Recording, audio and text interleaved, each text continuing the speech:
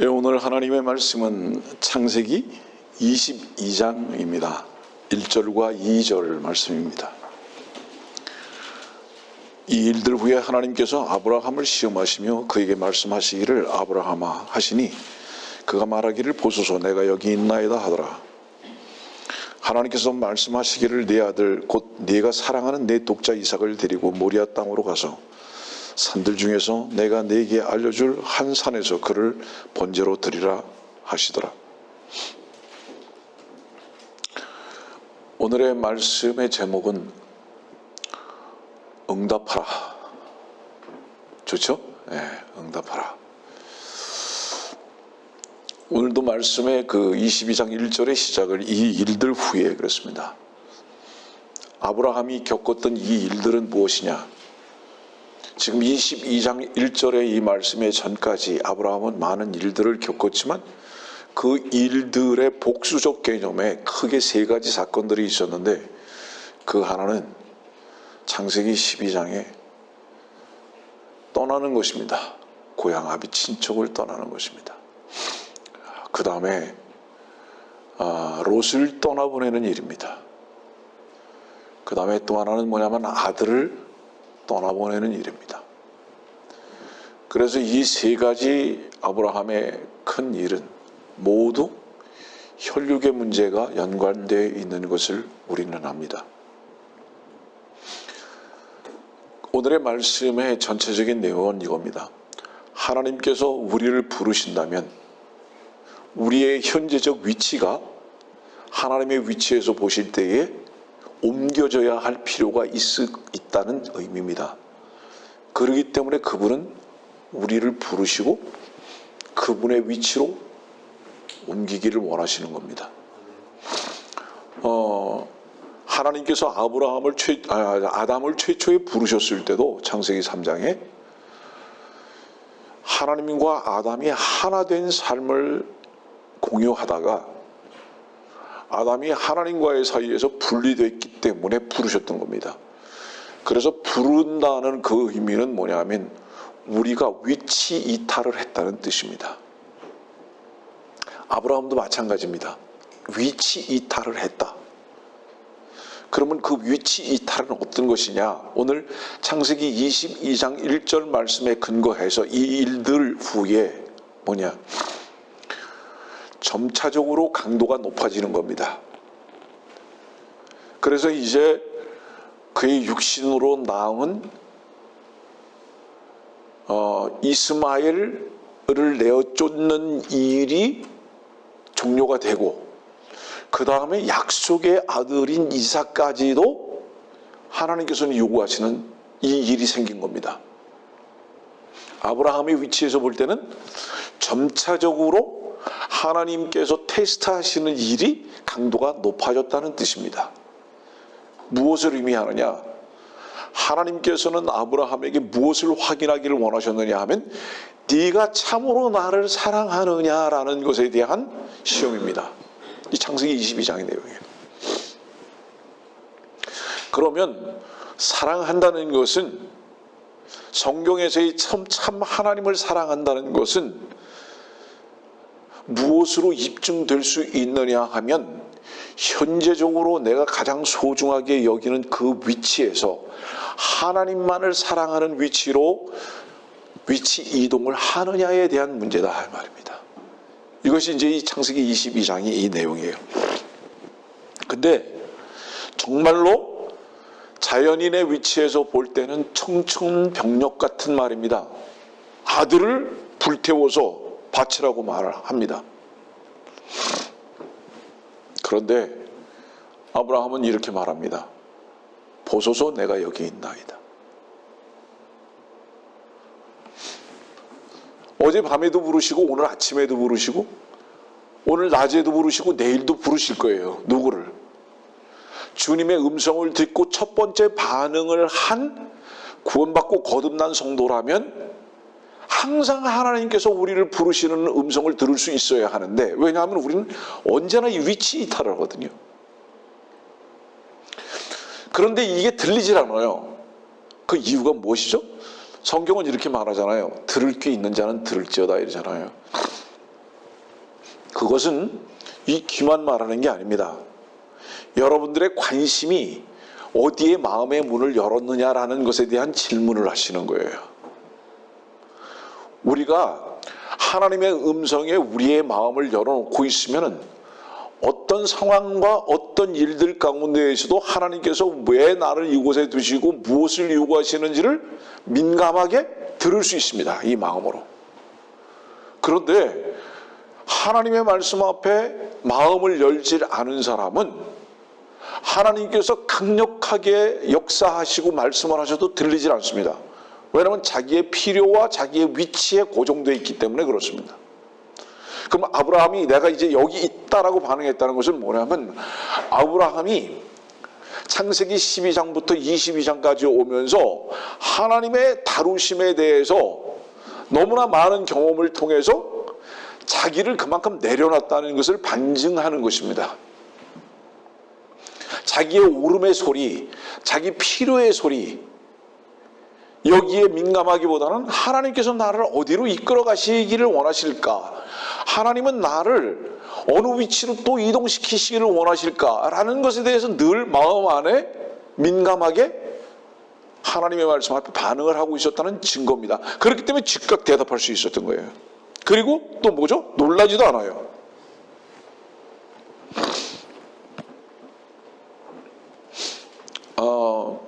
종은 특징이 뭐냐 하면 늘 주인의 음성에만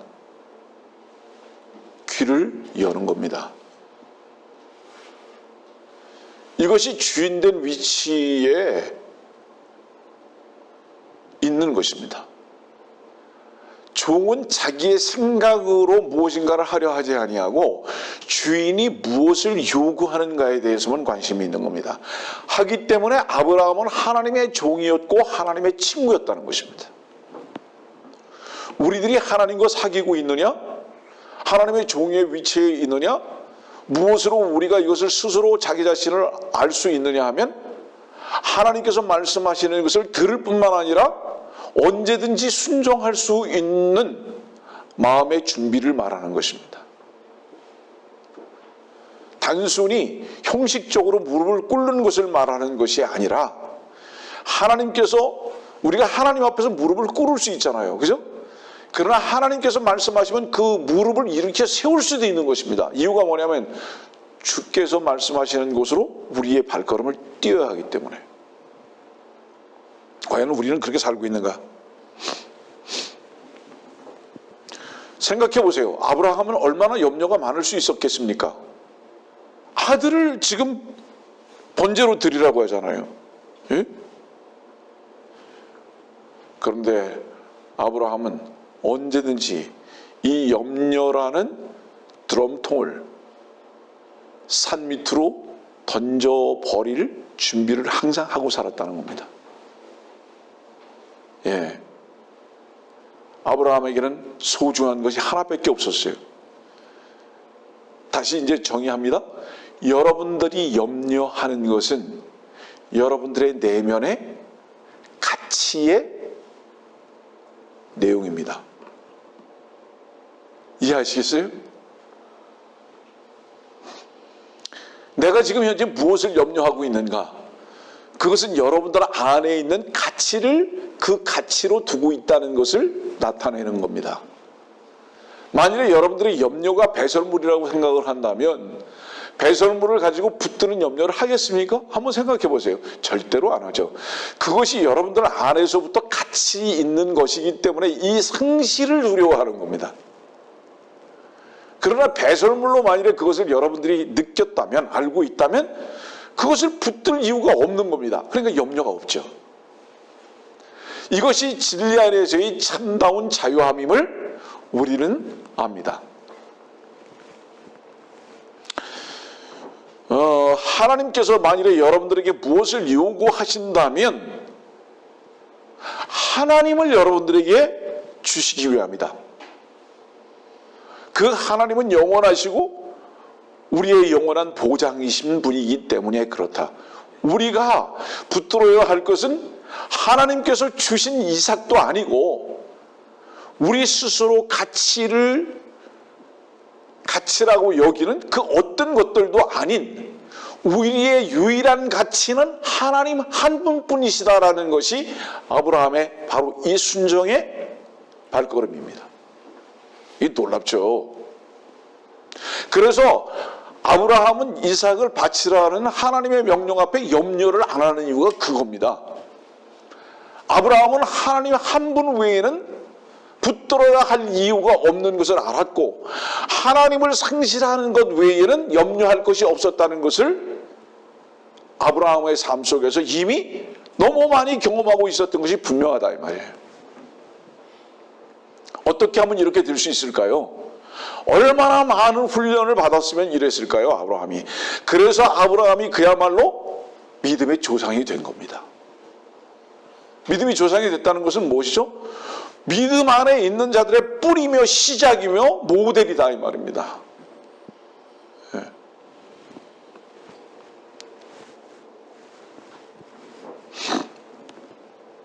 요한복음 5장 39절의 말씀을 보면 성경을 상고하라. 이는 너희가 성경에 영생이 있다고 생각하미니 그 성경은 나에 관하여 증거하고 있습니다.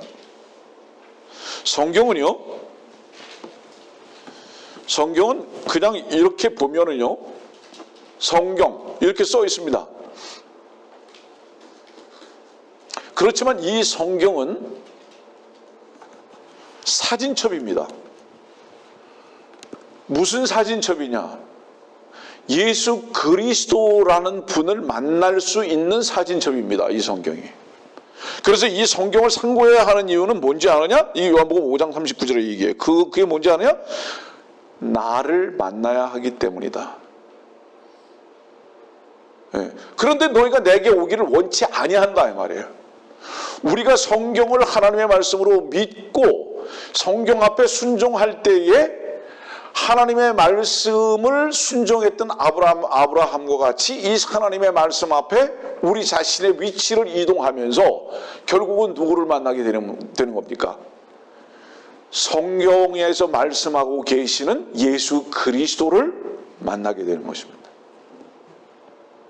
여기 만난다는 개념에 대해서 혹여 오해할까 봐 말합니다. 전 인격적으로 주가 되심을 말하는 것이지 이 육신의 눈으로 보거나 듣는 것을 그런 신비적인 것을 말하지 아니함을 다시 여러분들에게 각인시키기를 원합니다. 다시 말하면 성경을 통해서는 예수 그리스도의 얼굴을 볼 수 있다. 그 실상을 볼 수 있다. 여러분들 그 실상을 보기 전에는 어떤지 아세요? 깜깜합니다. 그냥 흰 거는 종이고 검은 거는 그냥 글씨인 거예요. 예수 그리스도의 말씀의 빛으로 이 말씀을 못 보는 사람들은 이 말씀을 계속 오해만 하는 겁니다. 놀라운 거예요. 믿음이라는 단어가 뭔지, 사랑이라는 단어가 뭔지, 주라는 단어가 뭔지 단어의 의미 자체를 모른다 이 말이에요. 왜냐하면 언어라는 것은, 문자라는 것은 결국은 그 문화가 배경이 되는 것이고 그 안에 있는 그 사람의 내용과 가치관에 의해서 그 문자와 그 언어를 해석하고 이해하는 것이기 때문에 성경의 말씀은 주 예수 그리스도로 말미암아 구원받고 거듭나지 아니한 사람은 그 말씀의 내용 자체를 문자적으로도 이해를 못하기 때문에 그런 결과를 가죠.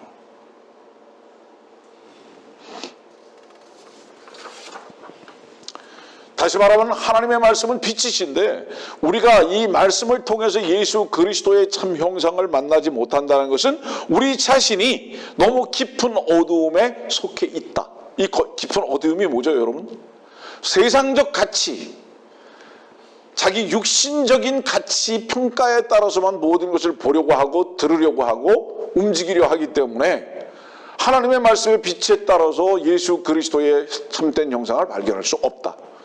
만일에 참된 형상을 말씀의 빛 가운데 발견을 한다면 그 예수 그리스도는 진리시기 때문에 모든 것으로부터 우리를 자유케 하실 것이다. 우리는 그 주님 한 분만이 우리들에게 필요한 것입니다.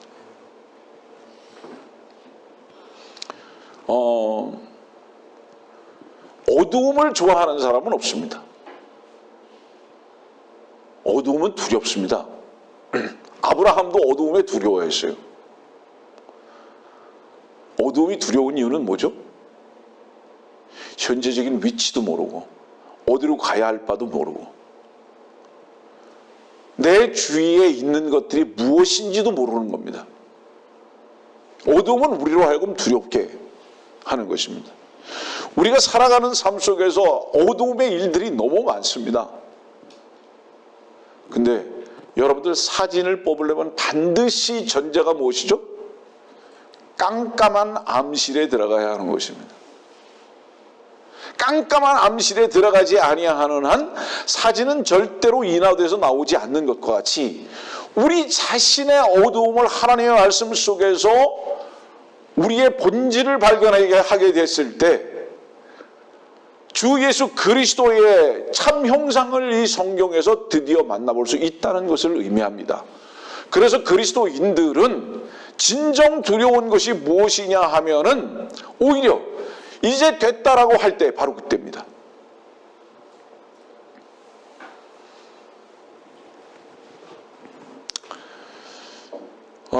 만일에 여러분들이 살아가는 삶 속에서 절망적인 상황이 온다 할지라도 야 이제 다 끝났구나 큰일 났구나 그런 상황이 온다 할지라도 두려워하지 마십시오. 더 이상.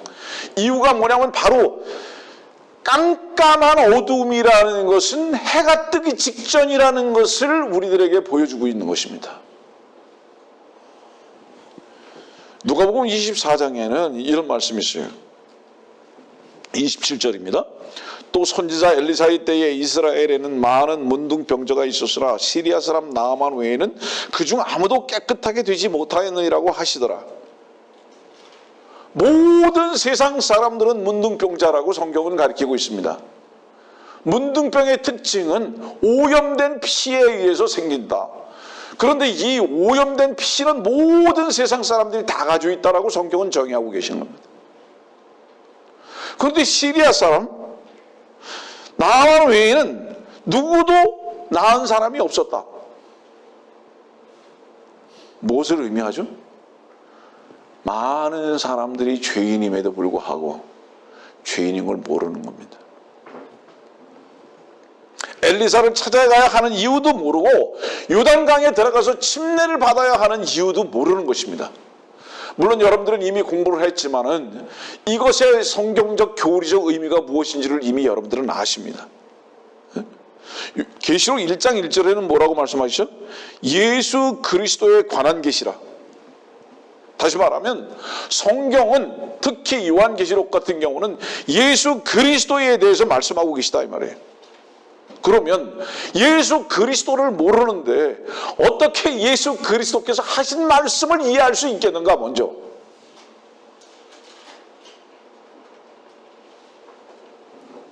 요즘은 대한민국에 연탄을 떼는 사람이 거의 없지만 제가 40년 전 미국으로 이민 갈 때만 하더라도 연탄을 뗐잖아요. 이민 가방을 미국에 도착을 했는데 보니까 거기 연탄 집게가 들어가 있는 겁니다. 우리 집 어른이 연탄 집게를 거기다가 집어넣어 준 거예요. 미국에 연탄 집게가 왜 있습니까? 왜 필요한 겁니까? 우리는 모두가 웃고 있지만은 예수 그리스도를 만나지 않았는데 어떻게 그분의 계시를 볼 수 있겠는가 이 말이에요. 이해가 안 되는 거예요. 코끼리는 만져보고 허벅지를 만져보고 이것이 코끼리구나라고 생각하고 꼬랑지를 만져보고 이것이 코끼리구나라고 말할 수 있을지 모르지만 예수 그리스도는 그 정도도 되질 않는 거예요. 그분을 만나지 못하면 도저히 알 수가 없어요. 이게 물컹거리는 것이 두부인지 묵인지 예? 말미잘인지 알 수가 없어요.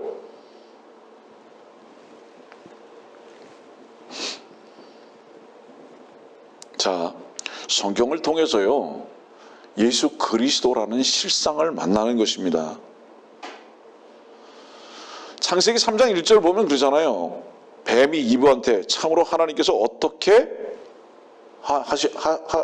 하시더냐고. 어떻게? 참으로 어떻게? 뱀은 하나님을 어떻게 테스트하시는지 아십니까? 여러분들에게? 참으로 하나님께서 그렇게 하시더냐? 질문을 딱 주죠. 참으로 하나님의 말씀대로 이루어질까? 우리는 우리 마음속에 이런 아멘이 있습니다. 왜 하나님만 참되시냐? 왜 그분의 말씀만 허언치 아니하시냐? 왜 그분만 신실하시냐?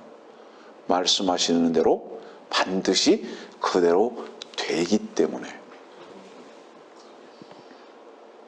그래서 그분은 실상 이 테스트먼트라는 올드고 뉴고 이 테스트먼트라는 이 약속은 이미 이루어졌고 이루어질 것을 전제로 한 말씀이다. 그럼 우리는 무엇만 필요하죠? 그 약속을 믿고 기다리는 것 외에는 불필요하다. 그래서 그 약속을 참된 것으로 믿는 자들은 참으로 그러하시더냐라는 마귀의 질문에 귀를 닫고 하나님 말씀만 참되시다 이렇게 하고 살아가는 겁니다.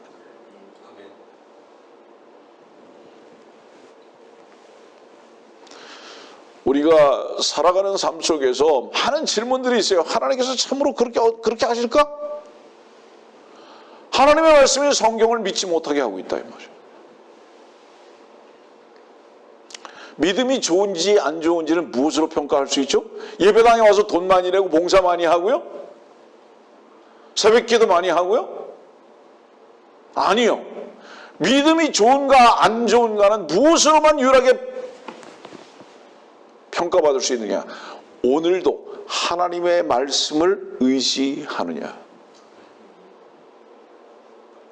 오늘도 하나님의 말씀 앞에 나의 전 인격을 옮겨놓고 이 말씀대로 이루어질 것이다라는 분명한 확신이 있는가? 이걸 믿음이라고 말하는 거예요. 어떤 행동을 말하지 않는다 이 말이에요. 그래서 오히려 믿음이 없는 사람들은 그 믿음을 하나님의 말씀 앞에서 의지하는 것으로 찾지 아니하고 자기의 열심의 노력과 행동으로 나타나려고 하는 종교적 행태로 빠져버리고 만다 이 말이에요. 2절 말씀 보니까 네 아들 곧 네가 사랑하는 내 독자 이삭을 데리고 모리아 땅으로 가서 네가 사랑하는 내 독자 이삭. 여러분들 이미 공부했습니다만은 성경에 최초에 나오는 사랑이라는 단어, 창세기 22장 2절에 말씀하고 있는 이 사랑이라는 단어는 성경에 제일 먼저 나오는 사랑이라는 단어입니다. 항상 성경에서 제일 먼저 나오는 사랑이라는 단어든지 그 어떤 단어든지 이 단어는 성경 전체를 어우러지게 하는 구슬과 같이 꿰는 고리다. 그래서 성경에서 말씀하고 있는 이 모든 사랑이라는 단어는 하나님께서 그 아들을 이 땅에 보내셔서 십자가에 죽으신 그 사랑과만 연결되어진다. 그래서 창세기 22장 2절의 사랑은 요한복음 3장 16절의 사랑과 정확히 일치하는 것을 보게 된다. 하나님이 세상을 이처럼 사랑하사. 그 세상은 어떤 세상이었느냐? 그 세상은 악한 세상이었다고 말하고 있습니다, 성경에. 그런데 그 악한 세상을 사랑하셔서 독생자를 주셨다 이 말이에요. 사랑은 무엇인가? 주고받는 것이 사랑이 아니라 주고 또 주어도 또 주고 싶고 부족한 것이 사랑이다. 그래서 사랑에는 희생이라는 단어는 실제적으로 따르지 아니하고 희생이라는 단어는 객관적인 평가일 뿐이지 사랑을 하는 사람의 입장에서 볼 때는 사랑을 하시는 하나님의 위치에서 볼 때는 주고 또 주는 그 자체를 사랑이라고 말씀하고 계시다. 그래서 그 사랑을 주고 또 줌에도 늘 부족함으로 기억될 수밖에 없는 것. 자, 하나님께서 여러분들 지난주에 혹시 시험하신 게 무엇입니까? 아까도 말씀드렸지만 아브라함은 하나님의 종이고 친구입니다. 여러분들 친구를 무엇으로 입증합니까?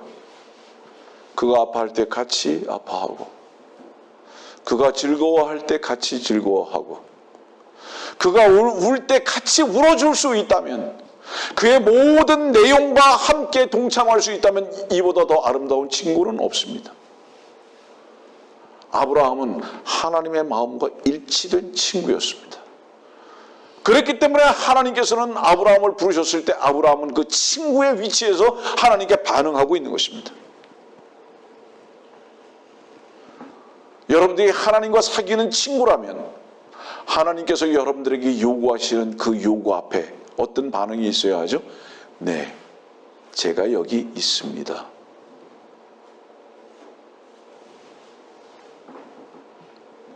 욥기 2장 4절의 말씀 보면 사탄이 주께 대답하여 말씀드리기를 사람의 피부로 사람의 피부를 바꾸오니 정녕 사람이 자기 생명을 위하여 자기의 모든 소유를 주리이다.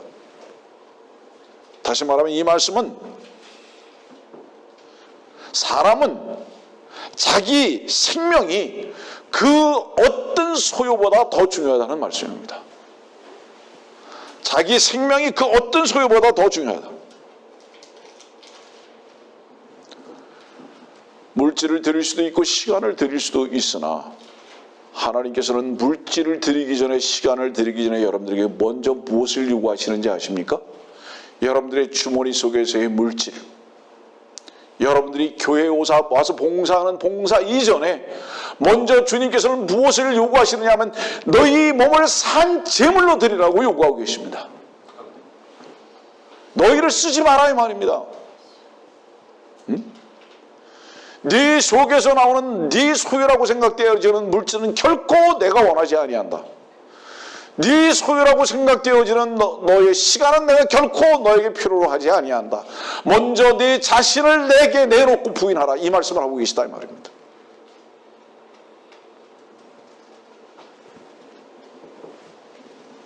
하나님께서 여러분들에게 뭔가 요구하시는데 덜덜 떨려요.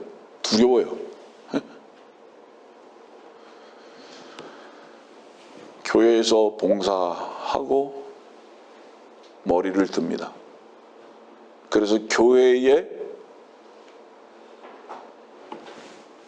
이 직분들은 봉사의 양에 따라서 정해지는 세상이 됐습니다.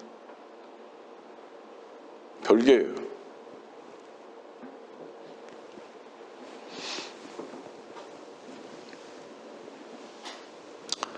여러분들 지금 혹시 여러분들이 창세기 12장의 위치에서 떠나서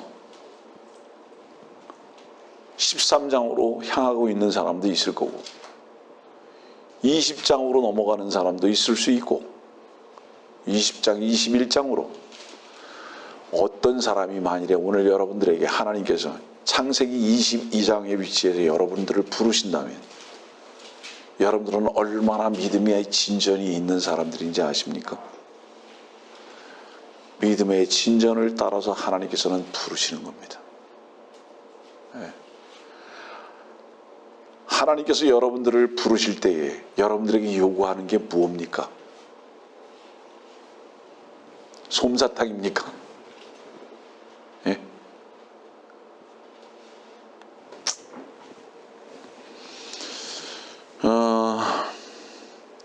요한복음 14장에 이런 말씀이 있죠. 23절 예수께서 대답하여 그에게 말씀하시기를 나를 사랑하는 사람은 내 말들을 지키리니 그러면 나의 아버지께서 그를 사랑하실 것이며 또 우리도 그에게 와서 우리의 거처를 그와 함께 정하리라.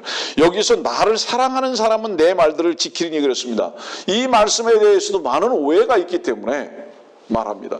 내 말들을 지켜서 사랑을 입증하라 이렇게 말하지 아니하고 나를 사랑하는 사람은 내 말들을 지킨다.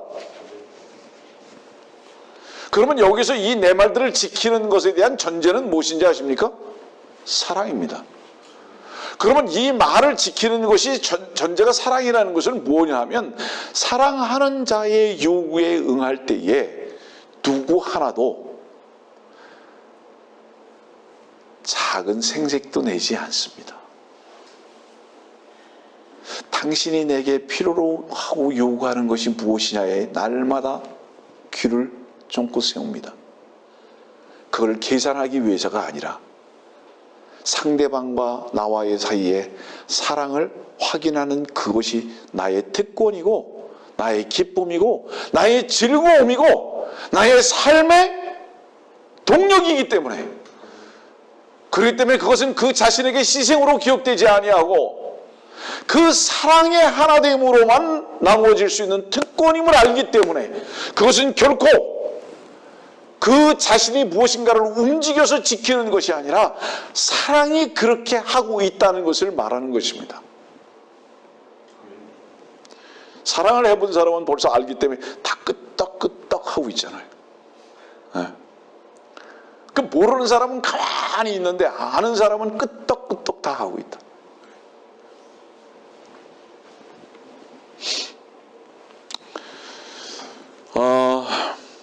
마가복음 4장 17절의 말씀 보면 그들 안에 뿌리가 없으므로 잠시 동안만 견디다가 후에 그 말씀으로 인하여 고난이나 박해가 오면 곧 실족하는 자들이요. 주님을 사랑한 것은 무엇에 근거하죠? 주께서 우리를 사랑하신 것에 근거하죠. 항상 그렇죠. 그래서 너희가 나를 먼저 사랑한 것이 아니라 내가 너희를 사랑한 것입니다. 그건 뭐를 얘기하죠? 우리가 만일에 주님을 사랑할 수 있다면 그 근거가 뭐냐? 우리의 사랑이 아니라 우리 안에 이미 채워진 주님의 사랑을 나타내는 것일 뿐이다 이 말입니다. 예. 그래서 우리는 주 예수 그리스도로 말미암아 구원받고 다시 거듭났다면 주님의 사랑을 얻은 게 분명하거든요. 그런데 여기 보니까 견디다가 곧 실족합니다. 박해가 오면. 이게 무슨 얘기예요? 간단하게 말씀드릴게요. 자기의 구원의 값이 얼마나 소중한 것인 것을 모른다는 뜻입니다.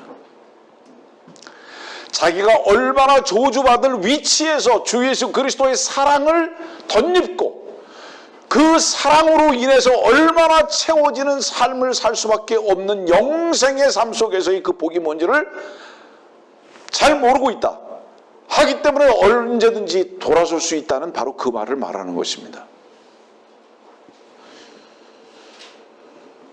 자, 실족하는 자들이요. 여기 실족한다는 것은 뭐를 얘기하죠? 다른 곳으로 발걸음을 옮겼다는 뜻이에요. 뿌리를 내리지 못한다는 것은요, 지금 주님께서 우리를 주 예수 그리스도라는 위치에 그 생명의 뿌리를 내리기를 원하셨는데 우리가 발을 띄므로 말미암아 넘어졌다 이 말입니다. 미끄러졌다 이 말입니다. 하나님께서 우리를 부르시는 바로 그곳에만 우리는 뿌리를 내리는 자들이 되어야 한다. 세상으로 우리의 오름을 따라서 발걸음을 옮기는 것은 이미 실족하는 것이라고 말씀하고 있어요. 그럼 왜 실족하느냐? 박해를 받으려고 하니까. 자, 그러면 뭐를 모르는 거죠? 주께서 말씀을 듣고 있는 여러분들을 위해서 어떻게 채찍에 맞으시고 어떻게 가시면류관을 쓰시고 어떻게 피를 흘리셨는지 하나님의 아들이신 그분께서 우리를 위해서 어떤 박해를 받으셨는지를 모르기 때문에 우리는 그분을 향해서 돌아설 수밖에 없는 배신자가 된다 이 말입니다. 우리가 주님 안에 뿌리를 내릴 수 있다면 주님께서 우리를 향해서 받으신 그 박해와 고난과 그분의 십자가에서의 곤고함이 어느 정도였는지를 우리가 안다면 결코 우리가 그분을 돌아설 수 없다.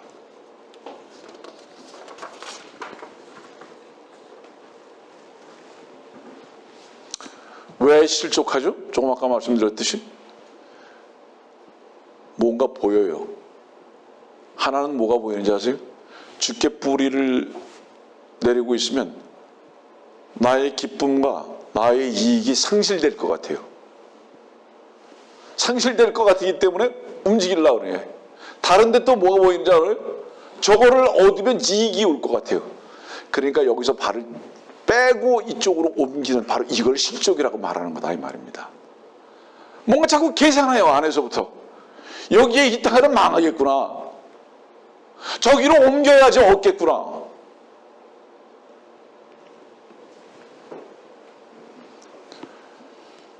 하나님을 사랑하는 자들은 하나님 한 분 외에는 이익을 찾을 수 없고, 하나님 안에서 벗어날 때 모든 것이 상실인 것을 철저하게 아는 사람들입니다. 그 사람들은 주의 사랑 안에서만 뿌리를 내립니다.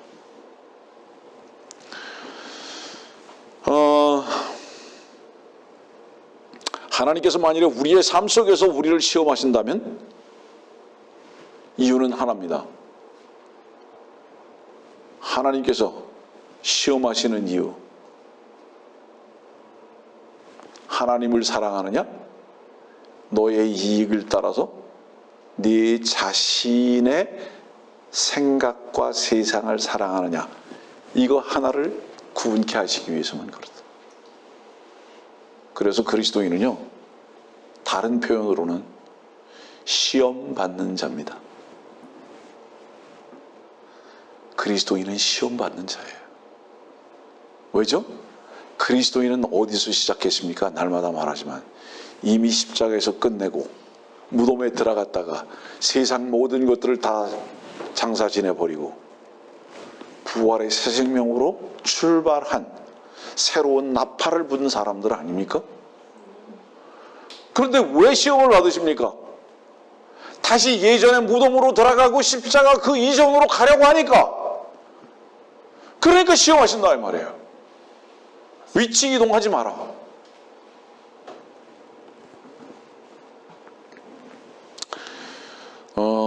이런 말이 있어요. 누구든지 자기가 보고 싶어하는 책보다 위대하지 않다. 네. 자기가 보고 싶어하는 책보다 위대하지 않다. 누구든지 자기가 소유하고자 하는 그것보다 더 위대하지도 않다. 같은 퀄리티라는 얘기죠. 네. 그러니까 우리가 보는 책의 그 내용이 우리 안에 있는 퀄리티다 이 말이에요. 내용이다 이 말이에요. 그거 이상 우리는 위대할 수 없다 이 말이에요. 우리의 취미가 우리의 품질이다 이 말입니다. 네? 근데 우리는 얼마나 세상을 즐기는 품질을 가지고 있는 자들인지 하기 때문에 이것을 날마다 주의 고상하신 말씀 앞에 시험을 받을 뿐만 아니라 주님 한 분을 선택하는 곳으로 나아갈 수밖에 없도록 주님은 우리를 날마다 부르시고 계시다. 시험하시면서. 아멘. 참으로 그런 거예요. 출애굽기 20장 말씀에는 이런 말씀 있잖아요. 3절의 말씀입니다. 너는 내 앞에 다른 어떤 신들도 있게 하지 말지니라. 여러분들 여기서 신이 뭐죠?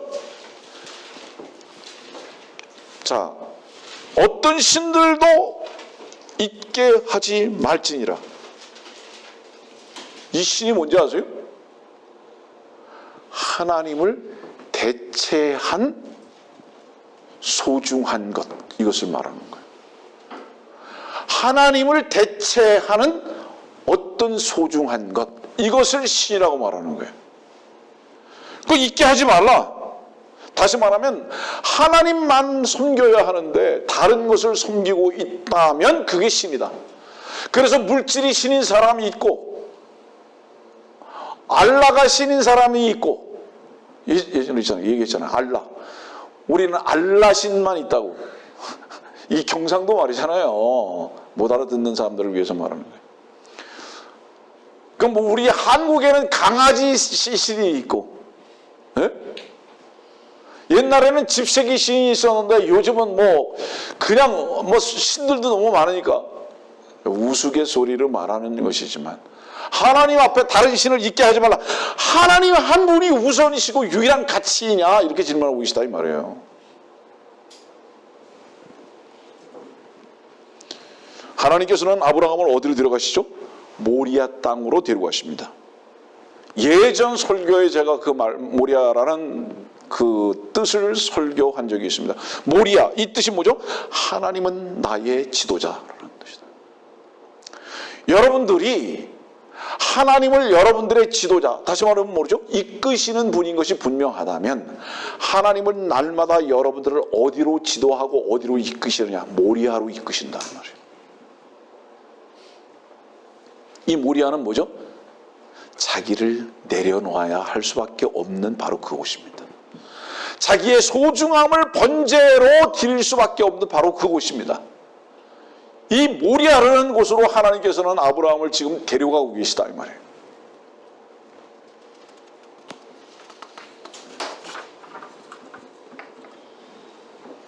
하나님께서는 말씀을 듣고 있는 여러분들이나 저의 지도자가 되기를 원하십니다.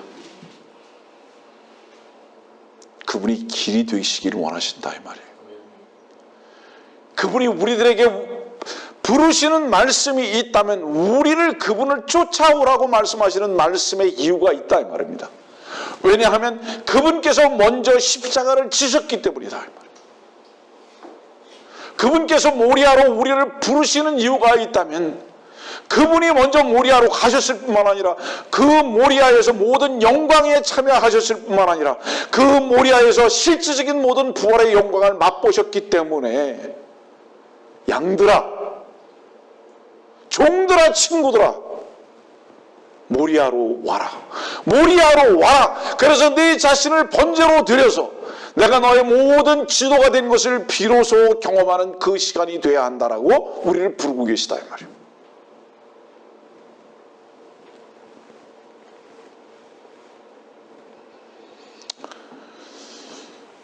여러분들은 하나님께서 여러분들을 부르실 때에 뭐라고 응답하십니까?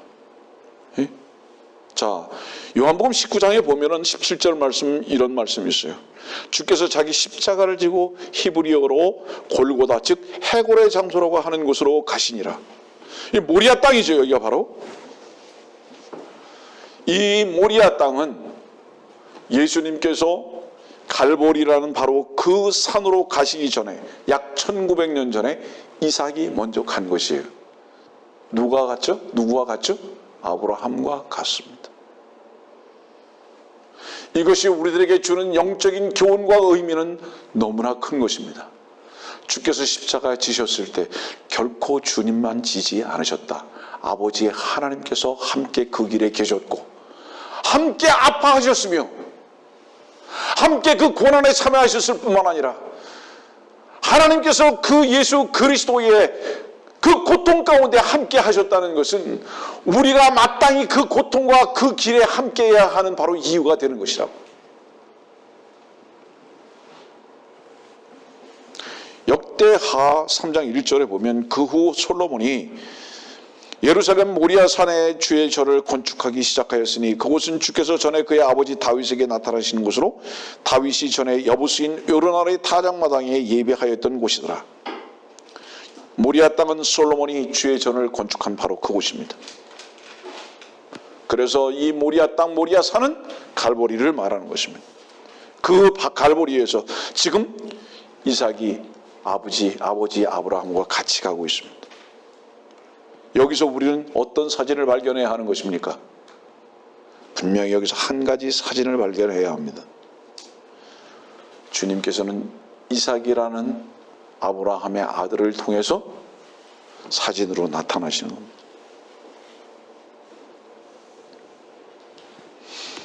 자, 하나님께서 아브라함에게 이삭을 출생할 때 뭐라고 약속하셨죠? 따라서 한번 마음속으로 같이 외워보세요. 네 아들로 인해 모든 민족이 복을 받을 것이라. 네 아들로 인해 모든 민족이 복을 받을 것이라. 하나님께서 아브라함에게 이렇게 약속하시잖아요. 아니 그런데 이삭을 드리래요. 끝난 거 아닙니까? 그럼 이제? 그럼 하나님의 이 말씀이 어떻게 이루어지는 겁니까? 지금 이 창세기 22장에 이삭 결혼했습니까? 우리 형제 생각해봐요. 창세기 22장에 이삭 결혼 안 했어요. 아들도 없어요. 이삭은 지금 결혼도 안 했으니까 더구나. 아니 그런데 어떻게 네 아들로 인해서 모든 민족은 복을 받을 것이라고 약속하셨습니까? 하나님께서? 그럼 아브라함은 무슨 생각할 수 있었을 거예요? 하나님은 거짓말쟁이다. 하나님은 확실하게 거짓말쟁이다. 아니 그거 약속을 지키지도 않을 약속 왜 했느냐 이 말이에요. 거짓말쟁이가. 마땅히 인간의 이성으로는 그렇게 생각할 수밖에 없잖아요. 그런데 친구가 뭔지 아십니까? 순종과 사랑의 길이 뭔지 아십니까? 이성적인 판단을 하려고 하는 것이 아니라 하나님의 말씀 앞에 예만하는 것입니다. 왜? 우리는 그분께서 우리들에게 말씀하신 말씀을 순종해야 할 뿐만 아니라 말씀 자체이신 하나님 앞에 우리의 전 인격이 드려진 자들이기 때문에 그렇다.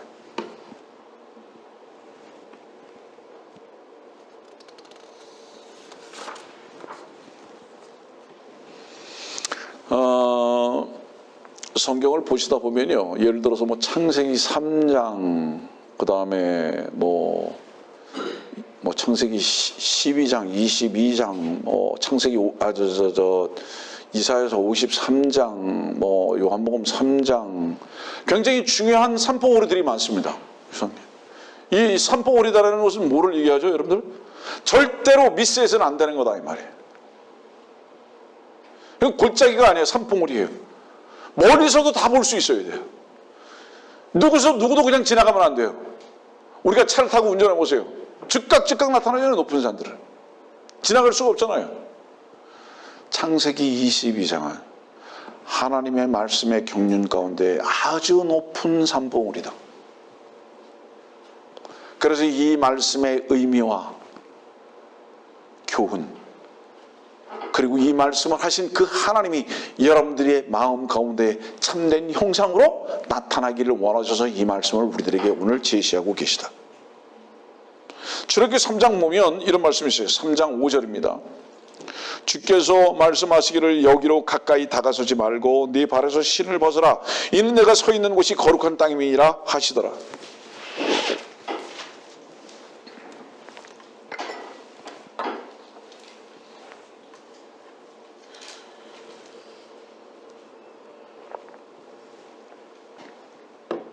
하나님께서 모세에게 나타나셨어요. 그래가지고 뭐라 하죠? 신 벗으라고. 여러분들 알다시피 이스라엘에서는 종들은 신을 수가 없습니다.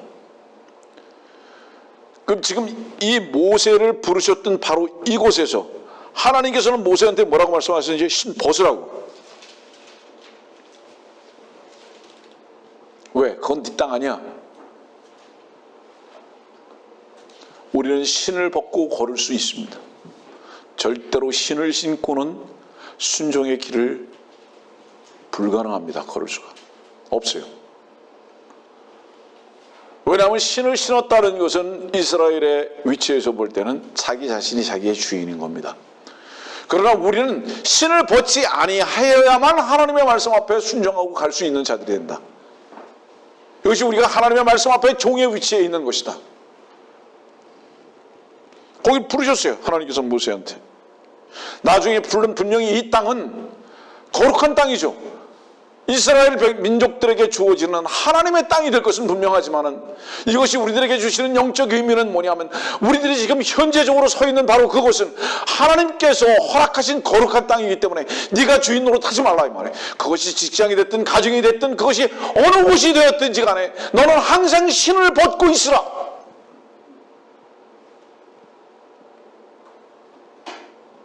항상 신을 벗고 있으라.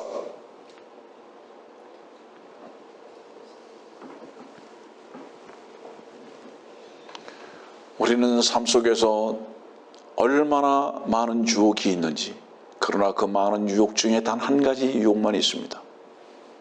우리가 주인같이 살려고 하는 것, 우리가 신과 같이 살려고 하는 이 유혹 하나 외에는 사실은 없습니다. 그래서 우리는 하나님께서 우리들에게 모세에게 요구하셨던 대로 신을 벗으라.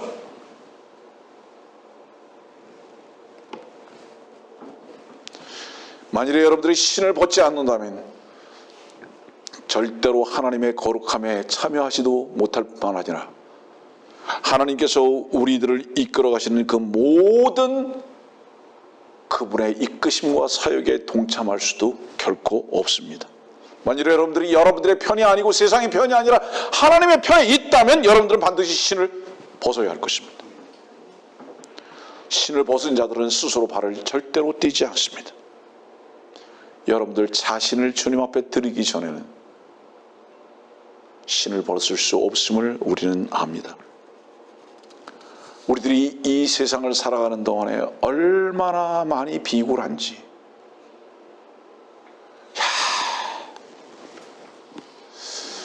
비굴하다는 건 뭐죠? 항상 계산합니다. 작은 것에 우리의 머리를 숙입니다. 타협적입니다. 우리는 그만큼 약하다는 것을 말합니다. 창세기 22장으로 다시 가서 2절 말씀 보니까 내 독자 이삭을 이제 데리고 이삭에게로 시선이 옮겨지죠. 아브라함에게서 이삭에게로 옮겨져요. 요한복음 3장 16절은 뭐라고 말씀하시죠?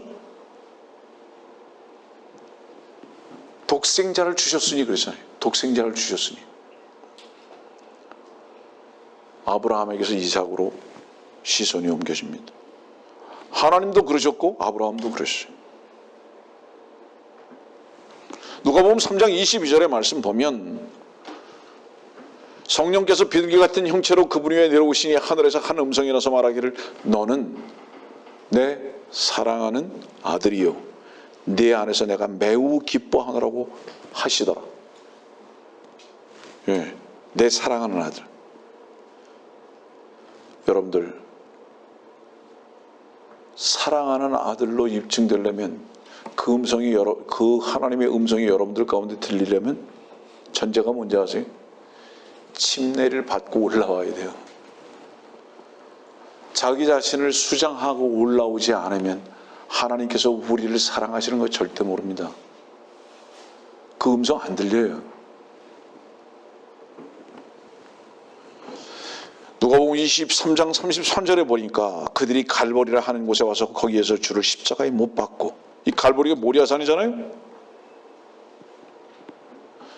히브리서 11장 8절에는 믿음으로 아브라함은 장차 유업으로 받을 땅으로 떠나가라는 부름을 받았을 때 순종하여 어디로 가야 하는지도 모르면서 떠났으며, 여기 이 장소는 팔레스타인 땅만을 말하는 게 아닙니다. 갈대아 우르에서 팔레스타인 땅으로 갔잖아요. 바로 이것은 갈 바를 모르고 떠났다. 어디로 가야 하는지 모르면서 떠났다는 것은 장소적 개념에서의 위치 이동만을 말하는 것이 아닙니다. 갈대아 우르라는 유브라데스와 그 티그리스가 만나는 반달 모양의 삼각지 바로 그 위치만을 말하는 것이 아니고, 그래서 거기서 팔레스타인 땅으로 떠나는 것만을 말하는 것이 아니라, 그런 어떤 지리적인 위치 이동만을 말하는 것이 아니라 하나님께서 그를 그 안에 있는 아브라함의 그 가치와 지향점과 그가 뿌리를 내리고 있는 그곳에서 어디로 이끌어 가실지를 몰랐다 이 말입니다. 아브라함은. 예? 조카의 문제가 있을지, 아버지의 문제가 있을지, 아들의 문제가 있을지 절대로 몰랐다 이 말이에요. 아브라함은. 단순히 지역적인 위치에서 장소 이동만을 몰랐던 것이 아니라 아브라함은 하나님께서 이끌으려고 하시는 그 모든 이끄심을 절대 눈치도 채지 못했다 이 말입니다. 뭐 못했죠.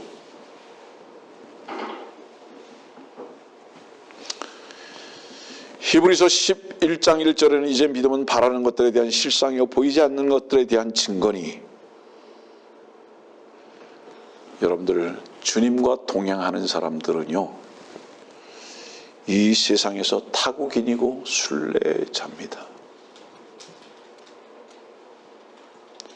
이것이 우리를 외롭게도 하고 억울하게도 하고 번민을 갖기도 하고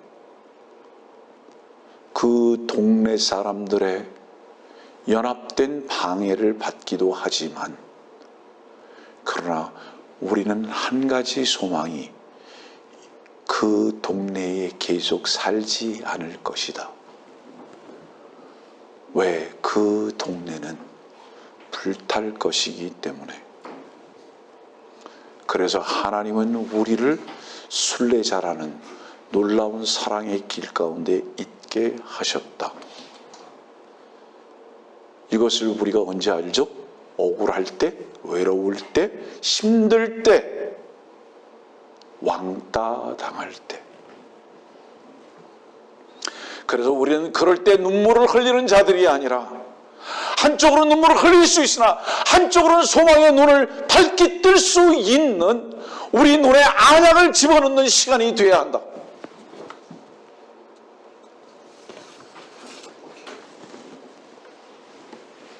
주님을 따르는 자들은 순종의 길을 가는 것보다 복된 길은 없다는 것을 알게 됩니다. 말씀을 정리하겠습니다.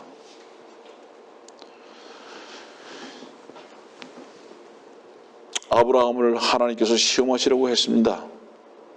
그런데 그 시험은 뭐죠? 이삭을 제물로 바치라는 거예요. 근데 그 위치가 어딘지 아십니까? 거기가 그랄 땅이라는 곳입니다. 그랄 땅. 창세기 21장 34절의 말씀 보세요. 예, 바로 그곳입니다. 위치가. 창세기 20장 1절 말씀도 있어요. 창세기 20장 1절 말씀도 보세요. 그 그랄 땅 나와요. 그럼 여기가 어디죠? 이 그랄 땅에서 모리아 산까지는 약 60마일, 한국인 이제 마일이 아닐까요? 한 90km 이상이 되는 거리입니다. 그럼 이건 뭐예요? 사흘을 걸어가야 하는 겁니다. 사흘을 걸어가야 하는 겁니다. 그래서 이 모리아 산이라는 것은 그랄 땅에서 북서쪽으로 90km 정도 떨어진 곳인데 사흘을 가는데 여러분들 아브라함과 이삭이 사흘을 걸어가면서 잠정적으로 사흘 동안 이미 뭐예요? 그 길이 어떤 길입니까? 잠정적으로 죽은 길이에요 지금. 예전에 제가 그 말씀 드린 적이 있어요. 첫날을 자는데 아버지가 아들과 잠을 잘 수 있겠습니까? 지금 이삭은 모르잖아요. 왜 그 길을 가고 있는지. 그러니까 오랜만에 우리 아버지하고 캠핑을 가는구나 그러고 갔을지도 몰라요. 그러나 아브라함은 왜 그 길을 가야 하는지를 아는데 밤새 잠을 잘 수가 있습니까? 눈물을 흘리고 있는 거죠. 이삭이 자다가 일어나서 아버지의 눈을 보니까 눈물을 흘리는 거예요. 아버지 왜 그러세요? 불티가 들어갔나 보다. 그 다음날 밤에 또 모닥불을 피워놓고 또 자는데 이삭은 자다가 또 일어났습니다. 아버지가 여전히 웁니다. 아버지 왜 우세요? 글쎄 계속 불티가 들어가나 보다. 왜 그렇게 거짓을 말할 수밖에 없죠? 아들을 사랑하는 그 사랑이 잠시도 아들을 고통 속에 있게 할 수가 없죠. 예? 내 눈에 티가 들어갔나 보다. 그렇게 사흘의 길을 가죠. 그러다 창세기 22장 10절 말씀 보니까 아브라함이 그의 손을 내밀어 칼을 잡고 그의 아들을 죽이려 하는데, 여러분들 지금 불도 있고요, 칼도 있고요, 나무도 있고요, 다 있어요. 그걸 가지고 사흘 길을 걸은 거예요? 잠동적으로 죽음의 길을 가고 있어요 지금. 그리고 칼을 가지고 아들을 죽이려 합니다.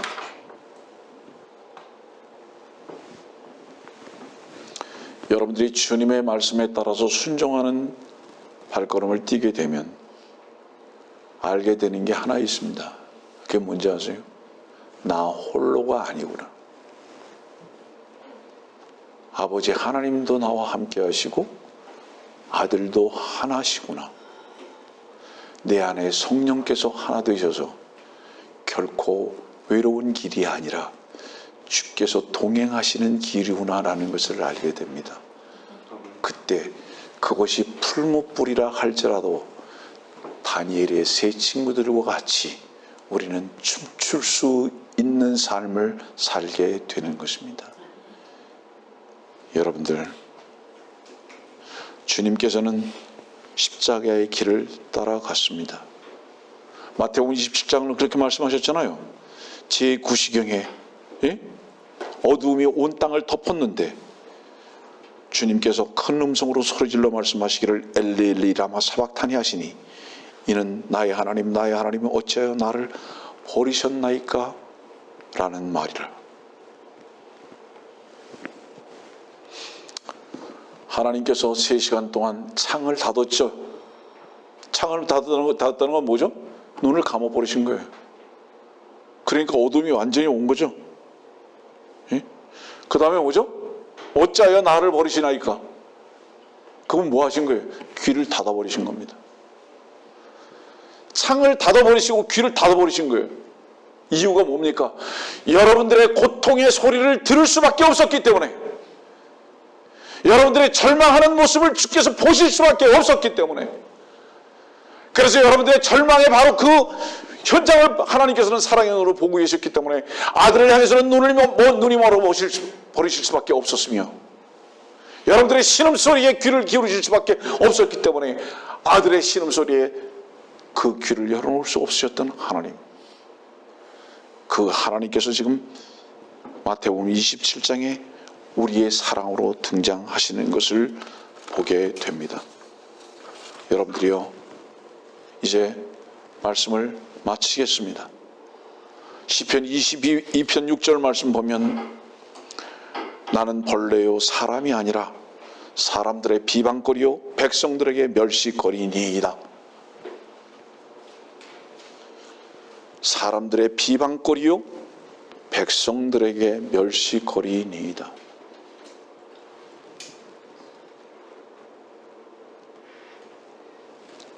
여러분들 이것 아십니까?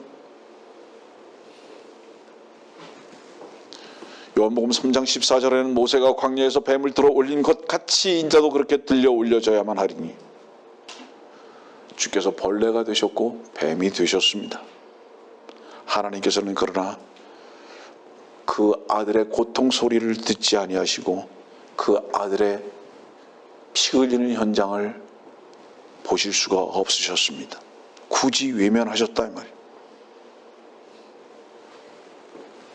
창세기 22장 14절의 말씀 보니까 아브라함이 그곳의 이름을 여호와 이레라 불렀더니 오늘까지도 말하기를 지기를 주의 산에서 그것이 보여지리라 하더라. 주의 산 어디죠? 주의 산 모리아 갈보리입니다. 하나님의 사랑을 보기를 원하십니까? 하나님은 왜 여러분들의 지도자가 되시기를 원하시는지 아세요? 그래서 왜 모리아로 갈보리로 왜 데리고 가기를 원하시는지 아십니까? 주님과 제자들이 갈보리로 가면서 왜 찬송을 하셨는지 아십니까? 그곳에서 그들은 하나님의 준비하신 것을 볼 수 있다는 확신을 가졌기 때문에 여호와 이레, 우리의 즐거움의 발 가운데에서는 여호와의 이레를 고백하지 못합니다. 주의 말씀에 순종하는 자들, 응답하는 자들은 오늘도 여호와 이레를 경험하게 될 것입니다. 하나님께서 준비하신 것을 얻게 될 것이라고요. 응답하십시오. 하나님의 말씀 앞에 귀를 기울이고 마음의 문을 여십시오. 하나님께서는 우리의 지도자가 되기를 원하십니다. 그곳에 하나님께서 우리를 위해서 준비해 놓으신 모든 여호와 이레가 풍성히 있음을 믿으십시오. 담대하십시오. 두려워하십시오. 우리는 더 이상 외로울 수 없는 이유가 무엇이냐? 주께서 우리와 함께 하시기 때문인 것을 여러분들의 삶 속에서 입증하고 찬송하십시오. 이 말씀이 여러분들에게 큰 능력과 위로가 되시기를 바랍니다. 말씀 마칩니다.